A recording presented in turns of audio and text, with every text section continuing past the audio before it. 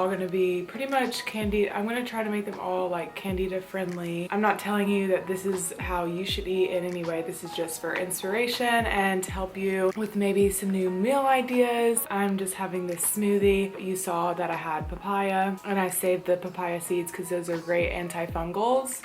If you're doing like a Candida cleanse, those are really good natural antifungals, so I do save those and I put them in the fridge. Then I added some frozen blueberries, some spinach, some maca powder, which is great for your hormones, flaxseed, chia seeds, which are great for fiber. I added some hemp milk, collagen, which you saw, and a little bit of protein, and I just used the last bit of the protein, and the protein brand is Nutritious. That's like the cleanest protein that I can find. I don't necessarily recommend the vanilla flavor. It's not that great, but it does just give me a little bit extra protein. And I don't always start my day with a smoothie. Every day it's kind of different, but I do like to have a smoothie first thing.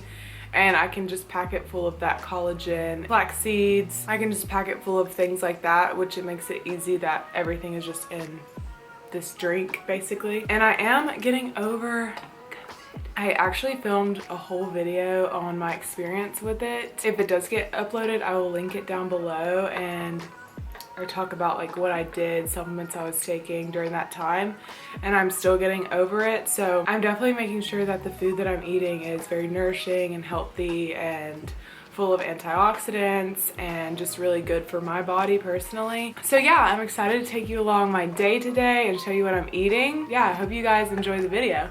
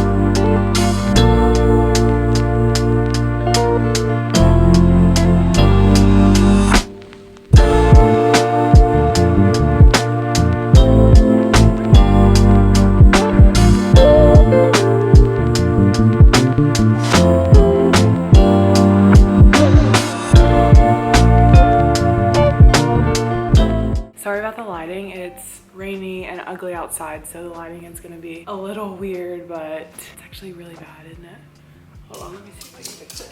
A lot of people think that you can't have like pasta or spaghetti when you're doing the Candida cleanse, and for the most part, I would say stay away from grains, but if you can find a grain-free option like the jovial pasta, it's so good. The texture is very similar to like regular wheat pasta. Jovial has cassava flour pasta, and I use cassava flour a lot as like a substitute for pastas and breads and things like that. I can find it at my Whole Foods.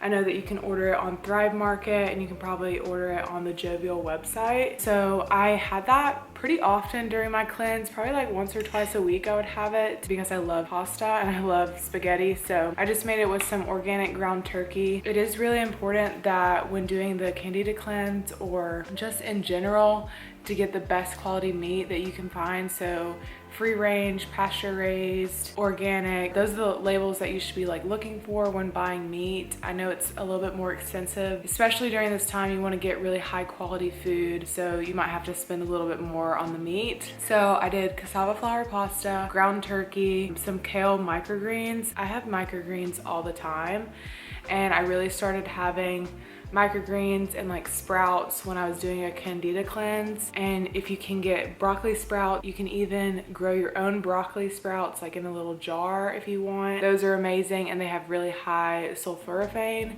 and it's great when you're like detoxing too. So sprouts are good, microgreens are really good. Sometimes you can find them at your local farmer's market too. I would say definitely incorporate some sort of microgreens or lots of different leafy greens in your diet. And if you don't have microgreens, you can just put spinach, arugula, any kind of like salad mix in here. And I make a lot of these like bowls. This is pretty staple in my diet, eat with or without the pasta. I'll have meat, greens, maybe like some veggies. The other thing that I added was the sauerkraut, and it's cabbage and beets mixed together. And sauerkraut is really great because it has probiotics. It's good for your microbiome. If you're starting out with like kimchi or sauerkraut, I would only do like a tablespoon or a couple tablespoons when starting out to get your body kind of used to eating it, and then build up from there. For the sauce, so when you're buying pasta sauce, if you're not making it at home, I would really make sure that it doesn't have any added sugar. Sometimes it has cane sugar in it and things like that, and you want to stay away from any kind of added sugars that aren't like natural, especially when you're buying sauces and things like that. It's really common to see sugar in them, so just trying to find some that don't have cane sugar or any kind of added sugar. Yeah, I hope those tips helped. But yeah, this is something that I have all the time, especially for lunch. Like I always have like a big meal to kind of get me through the day. I'm going to enjoy this. I'll just see you the next time I eat something.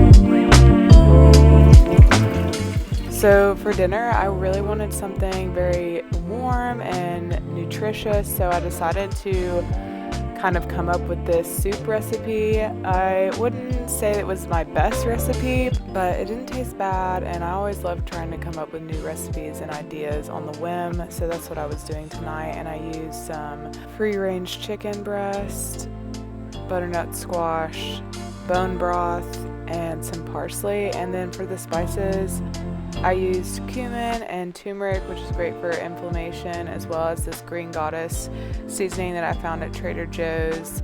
And since I was still getting over being sick, this was like the perfect thing for me to have this evening.